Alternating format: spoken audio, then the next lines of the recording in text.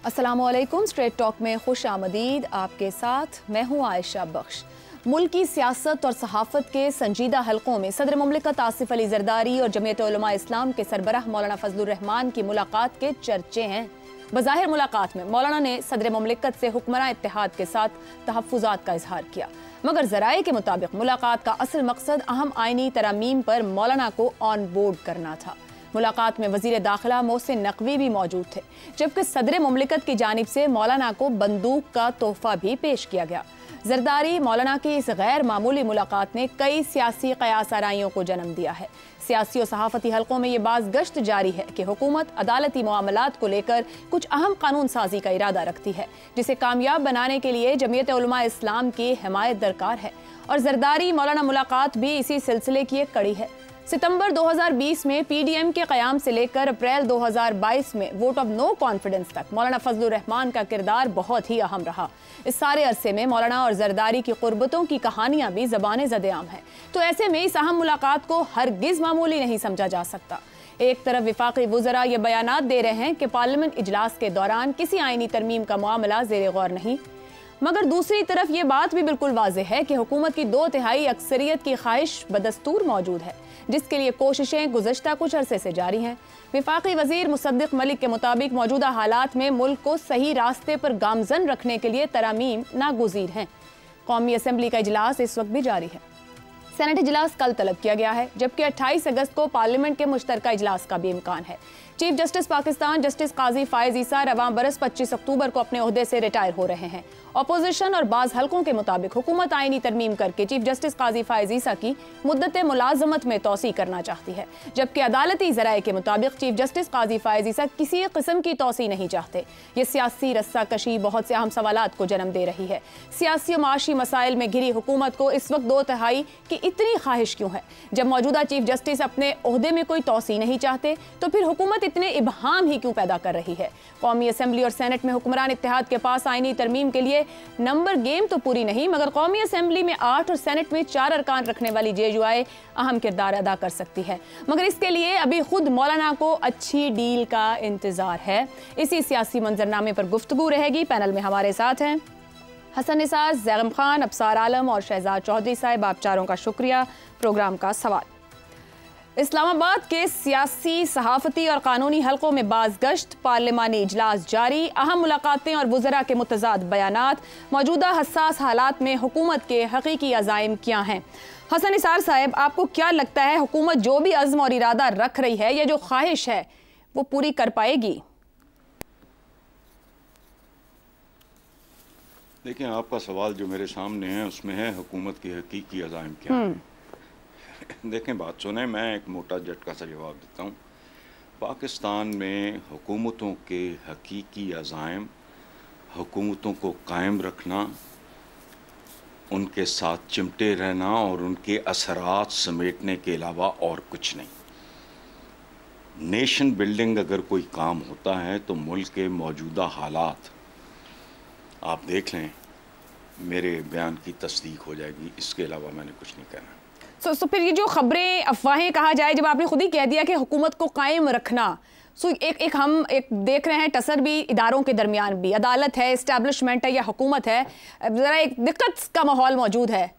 तो हुकूमत को लगता है कि अगर मौजूदा चीफ जस्टिस गए तो उसकी मौजूदगी को कोई ख़तरा लाहक हो जाएगा, होने को ख़तरा लाहक हो जाएगा। there can be a possibility, they don't want to take any chances। उसकी वजह है, इसी की कसर है, फिर देखें क्या होता है। और ये पॉसिबिलिटी है, और वो जो ख्वाहिश है जिस तरह के पैकेज, इतने बड़े नहीं, एक सेकंड आयशा, इतने इस तरह के खेल में you cannot afford to take any chances. So हर पॉसिबिलिटी का मकू ठपना होता है। वो कर रहे हैं, डेस्परेट अटैम्प्ट है जो पहले से होती आई है। इस मुल्क में मुझे नहीं लगता कभी कोई हुकूमत रही होगी, वरना 77 साल के बाद ये मुल्क यहाँ ना होता, कुछ भी ना करते, इसको लूटना ही बंद कर देते, फैसले ही जेन्युइन करते मेरिट पे, तो ये हाल ना होता। खुशहाल बेशक ना होता पाकिस्तान, मजबूत बेशक ना होता, लेकिन ये हाल ना होता जो हो चुका है।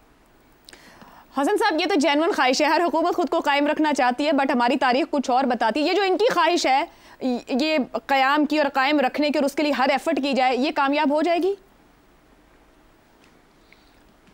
मेरा नहीं ख्याल। स्टेटस को बहुत देर अब चल नहीं सकेगा। ठीक। और ये जो बात आपने की है ना हुकूमत, ये बिल्कुल बुनियादी बात की है आपने, दुरुस्त बात की है, लेकिन यहां जो जो कुछ होता है वो मुहज़्ज़ब मुल्कों में नहीं होता। दुरुस्त। वो डिलीवर करते हैं, वो बाकी सारा कुछ करते हैं। यहां तो सिवाय गंद गलाजत के है ही कुछ नहीं, झूठ के। ठीक।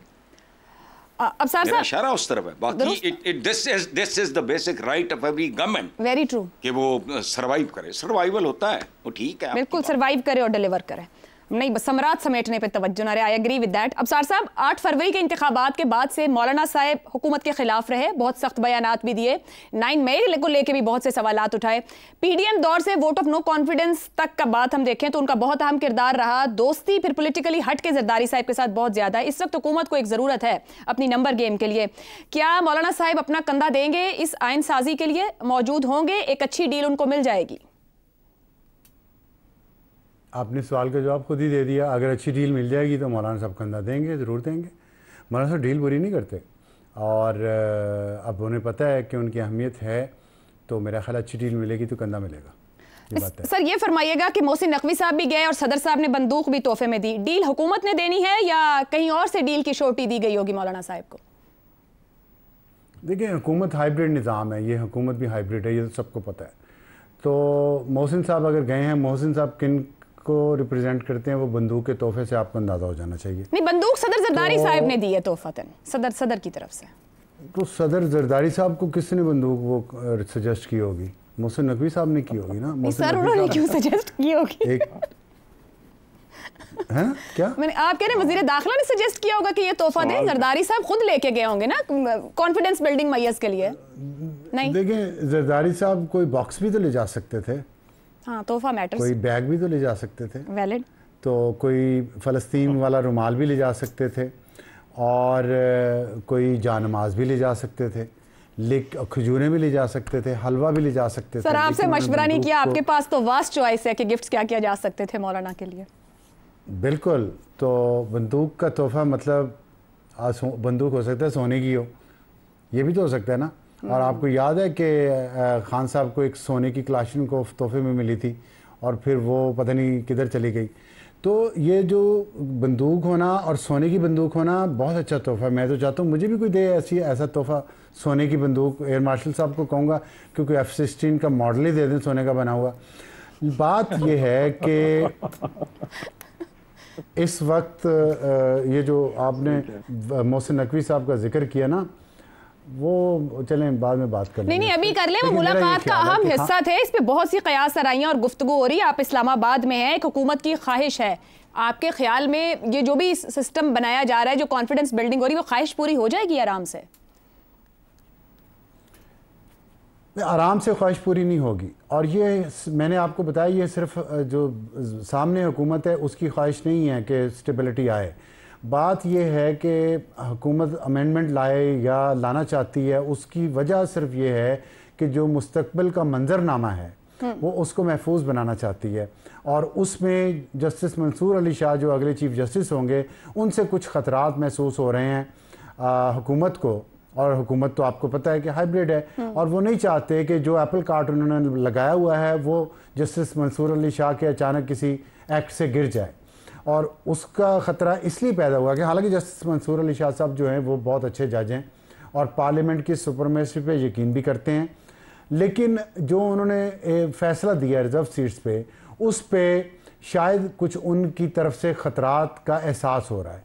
और उन ख़तरात के एहसास को कवर करने के लिए हुकूमत ये कोशिश कर रही है कि आइनी तरमीम के ज़रिए या ये फ़ैसला करवा ले कि जजेस की तमाम सरकारी मुलाजमीन की रिटायरमेंट की उम्र 65 साल से बढ़ा के 68 साल कर दी जाए। उस पर काजी फाइज साहब की स्वाबदीद होगी, वो एक्सेप्ट करते हैं कि नहीं करते।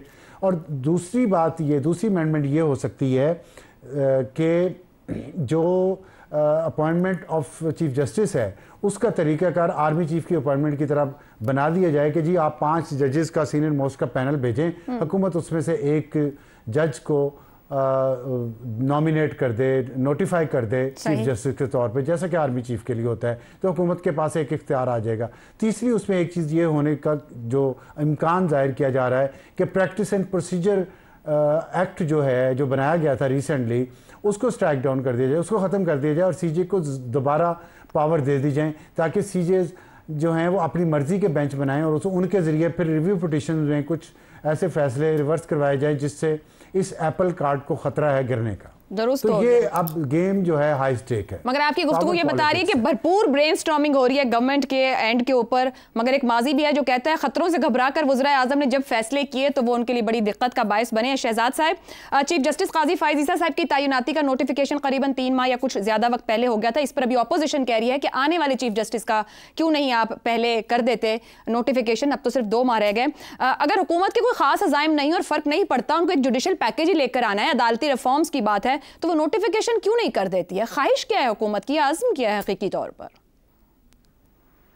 अच्छा, पहले तो मैं ये कहना चाहता हूं कि मैं इसलिए महसूस हो रहा था कि मेरी सोच वहां तक नहीं गई थी कि ये जो बंदूक का तोहफा है इसका मतलब क्या हो सकता है।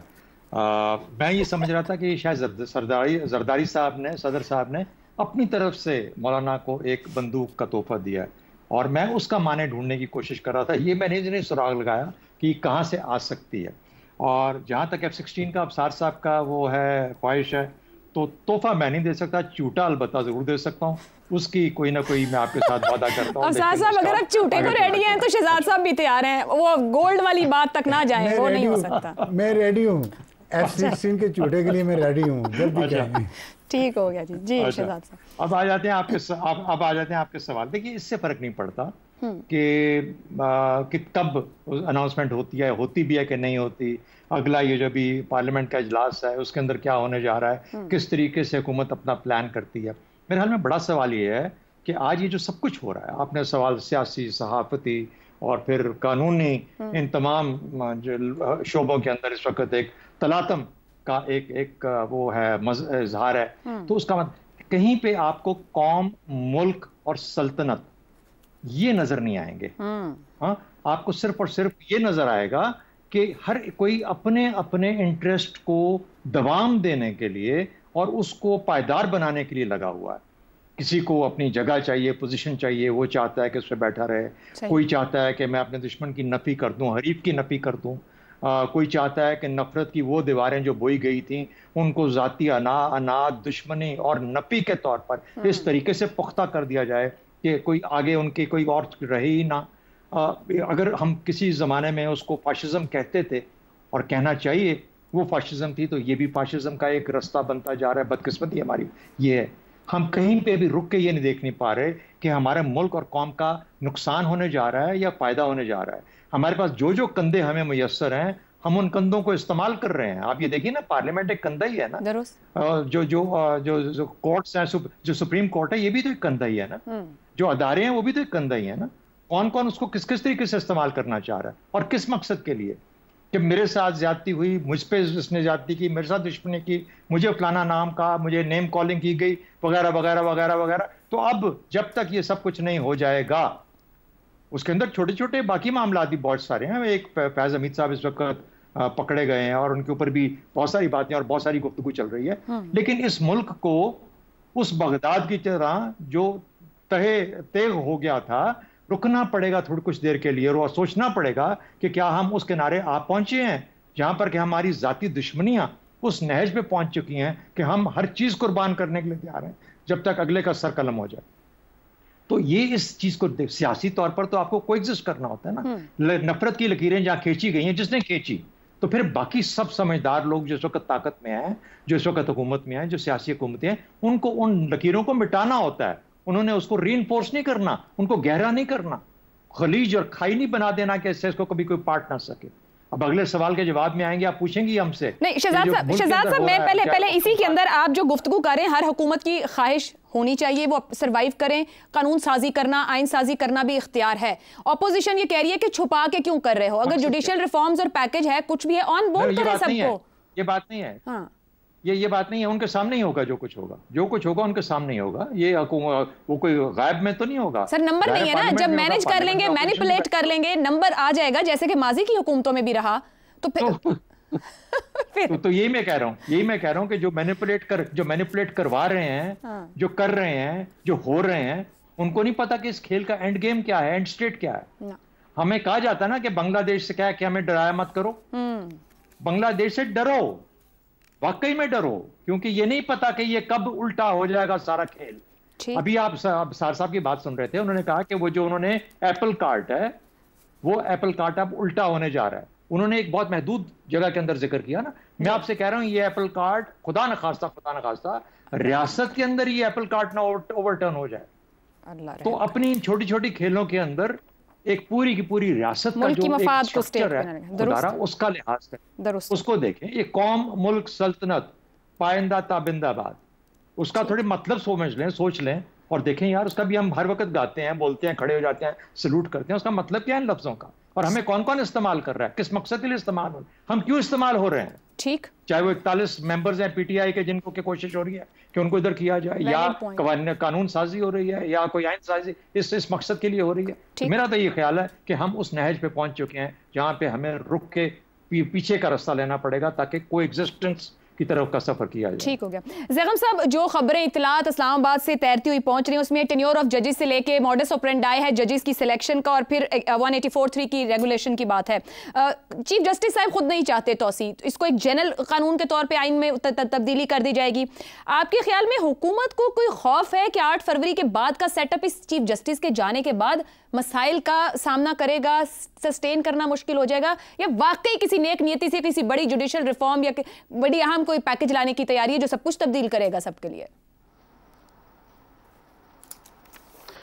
इकबाल ने कहा है कि खुद बदलते नहीं कुरान को बदल देते हैं, हुए किस दर्जा फ़कीहान हरम बेतौफीक। ये जो फ़कीहान पार्लियामेंट हैं किस दर्जा बेतौफीक हो गए हैं। आइन को बदल दो, कानून को बदल दो, सुप्रीम कोर्ट को बदल दो, चीफ जस्टिस को बदल दो, जजों को बदल दो, आर्मी चीफ को बदल दो, आईएसआई के चीफ को बदल दो, खुद को नहीं बदलना। जबकि जरूरत इस बात की है कि खुद को बदलना है, डेमोक्रेटिक कल्चर को बदलना है, अपनी पार्टियों को बदलना है, जमहूरियत को नई शक्ल देनी है, लोगों से एक नया सोशल कॉन्ट्रैक्ट करना है। और करने क्या लगे हैं? पार्लिमान के उखाड़ पछाड़, इलेक्शन के कवानीन में तब्दीली। पहली तो बात यह है कि आईनी तरामीम तो ये कर नहीं सकते। आईनी तरामीम में 2/3 दोनों हाउसेस से अलग अलग चाहिए, वो इनके पास नहीं है। उसको करने के लिए इन्हें जिस तरह की इंजीनियरिंग चाहिए, उस इंजीनियरिंग के बाद जो इतनी सी साख बची है वो भी नहीं रहेगी। इनके पास लेजिटिमेसी का एक श्रेड भी बाकी नहीं रहेगा अगर ये इंजीनियरिंग को उस लेवल तक लेकर जाते हैं। और सुप्रीम कोर्ट के अंदर भी उखाड़ पछाड़ की कोई हद है? किस हद तक ये जा सकते हैं? एक काबिल लायक ऐसे जज को हटाने के लिए, उसको सुप्रीम कोर्ट के चीफ जस्टिस के ओहदे से हटाने के लिए, जिसके इतने तवील जुडिशल कैरियर पर एक छींटा भी नहीं है। पाकिस्तान की 75 साला जुडिशल हिस्ट्री के अगर आप 5 काबिल तरीन जजेस को लाएं तो मैं समझता हूं जस्टिस मंसूर उनमें शामिल होंगे। और अगर पाकिस्तान के जुडिशल सिस्टम में रिफॉर्म करने वाले जजों को लाएं तो शायद मंसूर के मुकाबले में एक बंदा भी आप नहीं ला सकेंगे। One of the cleanest, one of the most ablest. आप क्यों चाहते हैं कि अपोजिशन ना रहे? आप क्यों नहीं बात करते? आपस में असूल क्यों नहीं तय करते? और बिल्कुल ठीक है, देखिए शहजाद साहब ने जो याद दिलाया, बांग्लादेश बहुत रेलिवेंट है। ये सारे काम हसीना वाजिद ने किए थे, इनसे बहुत अच्छे किए थे, इनसे बहुत ज्यादा पॉपुलर थी शुरू से एंड तक। वो एंड तक भी इनसे ज्यादा पॉपुलर थी, शुरू में तो बहुत पॉपुलर थी। उसने बहुत कुछ दिया अपनी कौम को, उसने कौम को तरक्की के रास्ते पर ले गया। 15 साल में उसने 50 साल का सफर अपनी कौम को तय करके दिया। लेकिन इन्हीं कामों की वजह से, लोगों से हकूक छीनने की वजह से, लोगों को उस वोट का हक ना देने की वजह से जिसको ये कहते थे वोट को इज्जत दो, उस वोट को इज्जत ना देने की वजह से, जिसको आज ये खुद इज्जत नहीं दे रहे, लोगों से हकूक छीनने की वजह से, लोगों ने ये सब उनको एक साथ किया। वही इंजीनियरिंग ये यहाँ करना चाहते हैं, जबकि इनके पास देने को भी कुछ नहीं है। हसीना वाजे जैसी काबिलियत भी नहीं है, मकबूलियत भी नहीं है। जितना ये खिलवाड़ कर चुके हैं, अगले 20 साल तक वैसी मईशत भी नहीं दे सकते। मेरे ख्याल इनको सोचना चाहिए, ये जो करने लगे हैं ये इनसे होगा भी नहीं और गड़बड़ भी बहुत ज्यादा हो जाएगी। दुरुस्त हो गया जी। यहीं कंक्लूड करते हैं कि हुकूमत को सोचने की जरूरत है और सबसे अहम बात है कि आपके अज़ाइम कुछ भी हो, उसूल, आइन और कानून को सबसे पहले हुकूमत को खुद पर लागू करना है ताकि लोग भी इससे सीख सके। एक ब्रेक, और ब्रेक के बाद वापस आएंगे तो इंतहाई अहम मामला पाकिस्तान का सबसे बड़ा सूबा बलोचिस्तान और अमन एक सवालिया निशान क्यों, इस ब्रेक के बाद। प्रोग्राम में एक बार फिर खुशामदीद। बलोचिस्तान का अमन एक मरतबा फिर शरपसंदों के निशाने पर है। मुख्तलिफ अजला में दहशतगर्दाना कार्रवाइयों में हलाक होने वालों की तादाद 39 हो गई है, जबकि मुख्तलिफ मकामात पर लाशें मिलने का सिलसिला भी जारी है। इतवार और पीर की दरमियानी शब बलोचिस्तान के करीबन 10 से ज़ायद इलाकों में दहशतगर्दों ने मुख्तलिफ मकामात पर हमले किए, जिनमें मुतअद्दिद अफराद हलाक हुए। सबसे ज़्यादा 23 हलाकतें ज़िला मुसाखेल में हुई, जहां मुसाफिरों को गाड़ियों से उतार कर बाकायदा शनाख्त के बाद कत्ल कर दिया गया, जिसके बाद उनकी गाड़ियों को भी जलाया गया। सरकारी हुक्काम ने अब तक अल्लात से 10 अफराद और ज़िला बोलान में 6 के कत्ल की तस्दीक की है। ISPR के मुताबिक मुख्तलिफ कार्रवाइयों में 21 दहशतगर्दों को जहन्नुम वासिल किया गया, जबकि 14 जवानों ने जाम शहादत नोश किया। सिक्योरिटी ज़राए के मुताबिक दहशतगर्दों के खात्मे तक सिक्योरिटी फोर्सेज के ऑपरेशन जारी रहेंगे। वज़ीर आज़म ने हर किस्म की दहशतगर्दी नाकाबिल कबूल करार देते हुए मुसाखिल वाक़े की मजम्मत करते हुए रिपोर्ट तलब कर ली है। ये बात काबिल जिक्र है कि यह हमले बलोचिस्तान के मकबूल सियासी रहनुमा नवाब अकबर बुगटी की 18वीं बरसी के मौके पर किए गए हैं। तर्जुमान बलोचिस्तान हुकूमत शाहिद रिंद ने जवाब पेश किया कि छोटी शाहराहों पर उमूमन इतनी ज़्यादा सिक्योरिटी नहीं होती। दहशतगर्दों ने रात की तारीकी का फ़ायदा उठाते हुए मुसाफिरों को कत्ल किया। विफाकी वज़ीर दाखिला वज़ीर आला बलोचिस्तान ने दहशतगर्दी के वाक़यात की मजम्मत करते हुए मुजरिमान को सज़ा की यकीन दहानी करवाई है। दूसरी जानिब कच्चे के डाकू भी बेलगाम हैं। डाकुओं की जानिब से पुलिस पर हमला करके 12 अहलकारों को शहीद कर दिया गया। सोशल मीडिया पर कुछ अहलकारों की मरने से कबल की वीडियोज़ भी आ चुकी हैं, जिनमें उनकी तकलीफ नाकाबिले बयान है। ये वाक़यात नए नहीं हैं, क्योंकि कच्चे के डाकू ये काम पहली मरतबा नहीं कर रहे, ना ही वो कोई आम डाकू हैं। ये डाकू रॉकेट लॉन्चर और मॉडर्न हथियारों से लैस है। सवाल यह है कि मुल्क में दहशतगर्दी का नासूर और कितनी जाने लेगा? क्या हम दुरुस्त सिमत में आगे बढ़ रहे हैं? इसी पर गुफ्तगू रहेगी। पैनल के लिए सवाल इस तरह से। दहशतगर्दी बलोचिस्तान का पुराना मसला, मिलिट्री ऑपरेशंस, सियासी ऑप्शंस का इस्तेमाल, मसला जूं का तू, मसला हल करने में नाकामी कहाँ। शहजाद साहब, ताकत का इस्तेमाल हो या मुज़ाकरात की बात हो, हर तरह की हिकमत अमली इख्तियार की गई मगर नतीजा खेज नहीं हो सकी। क्यों नहीं हो सकी और क्या तरीक़ाकार होना चाहिए इसको सॉर्टेड आउट करने के लिए? देखिए, बलूचिस्तान का मसला हो या दहशतगर्दी को, तो मेरे ख्याल में बलूचिस्तान और दहशतगर्दी को अलग-अलग तौर पे देखना चाहिए। बलूचिस्तान में जब दहशत को इस्तेमाल किया जाता है, दहशतगर्दी को एज ए टूल इस्तेमाल किया जाता है, तो उसका मकसद होता है कि उस किस्म की तकसीम जो कि बलूचिस्तान के अंदर तकरीबन 60-70 साल से अपनी जगह के ऊपर बना चुकी हुई है, उसको, उसकी अब एक तरह से लकीर को जैसे कि पक्की लकीर बनती जा रही है बदकिस्मती से। तो उसकी ट्रीटमेंट अलग होगी।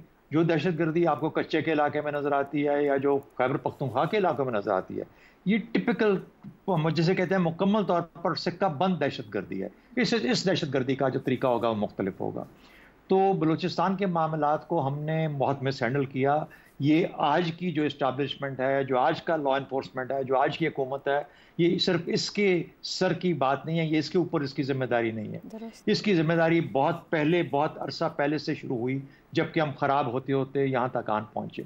जब भी लकीरें खींची जाती हैं तो उन लकीरों को ख़त्म करना चाहिए, उनको और पक्का कभी नहीं होने देना चाहिए। और जब लकीरें बहुत पक्की हो जाती हैं और हमारा रियासती रिस्पांस या हमारा हुकूमती और सियासी रिस्पांस भी इस नौयत का हो जिसके अंदर कि हम उन लकीरों को और पुख्ता करते हैं, तो फिर दुश्मनी की हद तक वो चीज़ें चली जाती हैं। फिर दुश्मन में और अपने आप में फ़र्क करना बहुत, यानी कि वो दुश्मन और सही दुश्मन और उन दुश्मनों में फ़र्क करना मुश्किल हो जाता है। वो दुश्मन मिल जाते हैं।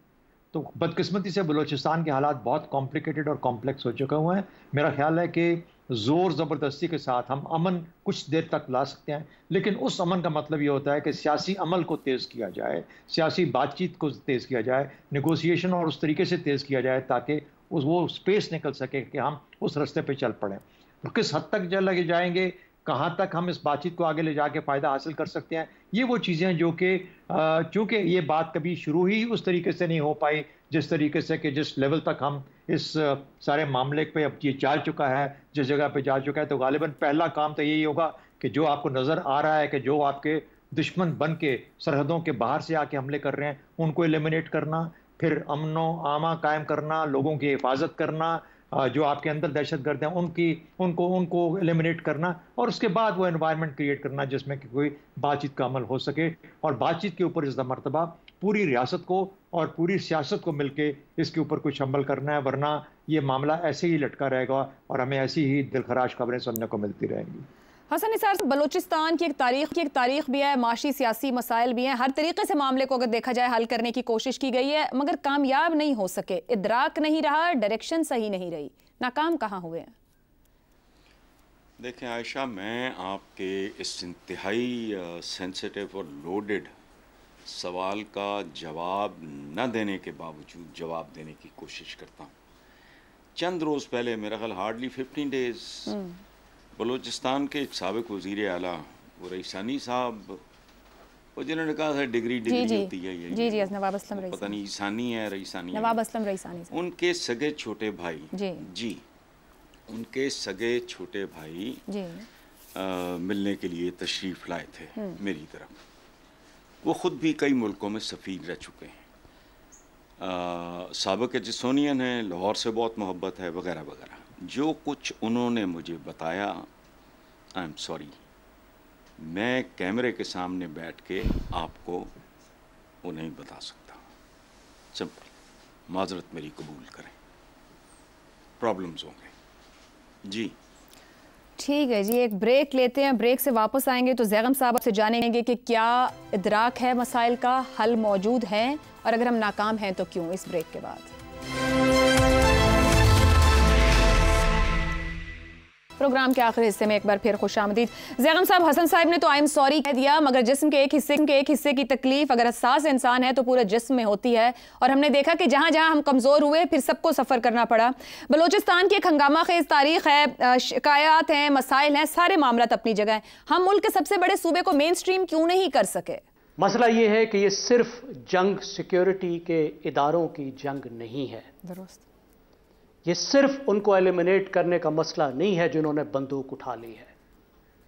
मसला ये है कि उस ज़मीन पर रहने वाले लोगों की ग्रीवेंसेस दूर की जाएं, जिनको ये लोग इस्तेमाल करते हैं, उनकी एलियनेशन को, नाराज़गी को दूर किया जाए, उनकी रिसोर्स डिस्ट्रीब्यूशन की शिकायत को ख़त्म किया जाए, क्योंकि ये वो चीज़ें हैं जिसकी बुनियाद पे ये दहशतगर्द अपना नैरेटिव बनाते हैं।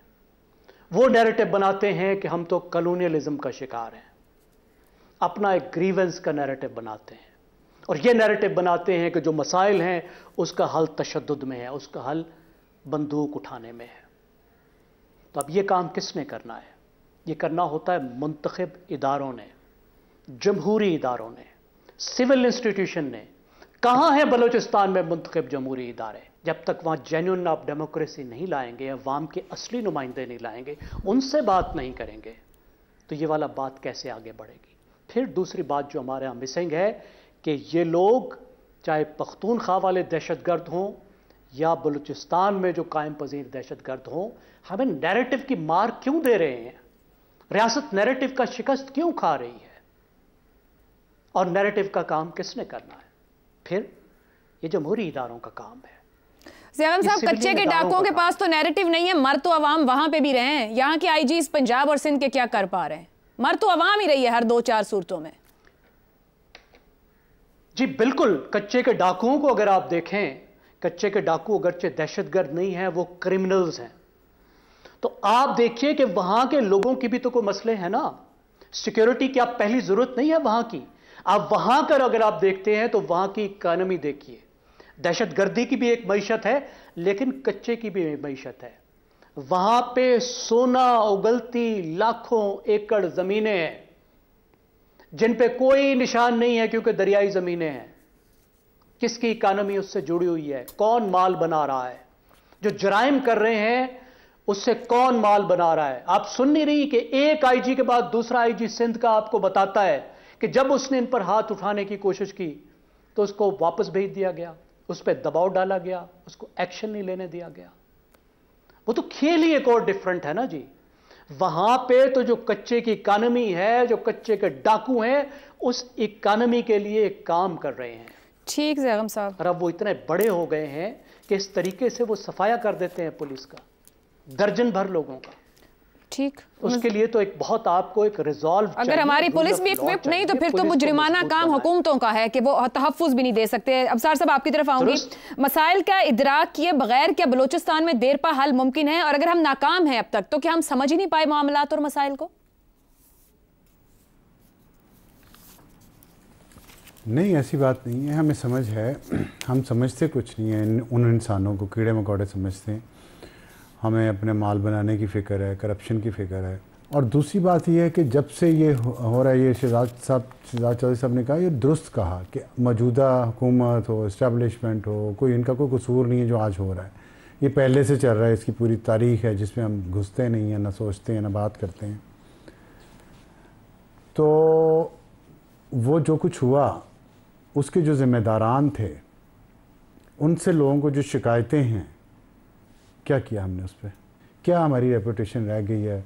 बाबू सर टॉप से लेके तो यहाँ कलात तक कोई शनाख्ती कार्ड आपका देखता है, कोई आपको शिया समझ के मार देता है, कोई आपको पंजाबी समझ के मार देता है, कोई आपको पख्तून समझ के मार देता है, कच्चे के डाकू वैसे मार देते हैं। तो ये जो मुल्क का हाल हो गया है, और फिर जो जेन्युइन लीडरशिप सियासी होती है उसको आगे नहीं आने दिया जाता। तो जब ये हमारा खलूस और इखलास अपने मुल्क के लिए, अपने वतन के लिए, अपने लोगों के लिए ऐसा हो तो लोगों को नज़र आता है। भाई आप करप्शन ख़त्म करें, रोज़गार की अपॉर्चुनिटीज़ प्रोवाइड करें, जो लोगों का पैसा लोगों पे लगाएं। दुरुस्त। तो ज़रूरी तो नहीं अब 18वीं तरमीम के तहत कितने पैसा जा रहा है, वो किधर जा रहा है? वो कुछ जेबों में जा रहा है, कुछ स्मगलिंग फिर भी हो रही है, वो कैसे हो रही है? तो आप उन लोगों को, कोई आप अमेरिका से इतना डरते हैं कि आप लीगलाइज कुछ काम कर ही नहीं सकते ईरान के साथ। फिर ये जो सारी बातें आपने की ना सारे मुल्क की, देखिए मैं मोहसिन नकवी साहब से बहुत गहरा ताल्लुक़ नहीं है, लेकिन मेरा एक अच्छा ताल्लुक़ है। मैं उनको बहुत मुखलसाना मशवरा दूंगा कि सबसे बेहतरीन ये है कि वो PCB भी छोड़ दें और वजारत दाखिला भी छोड़ दें। अच्छा, क्या और अगर वो दोनों और उनको उनके अंदर हौसला नहीं है किसी चीज़ को छोड़ने का, तो एक चीज़ ज़रूर छोड़ दें। इस मुल्क में जो हालात हैं, फुल टाइम वज़ीर दाखिला एक नहीं 2 होने चाहिए।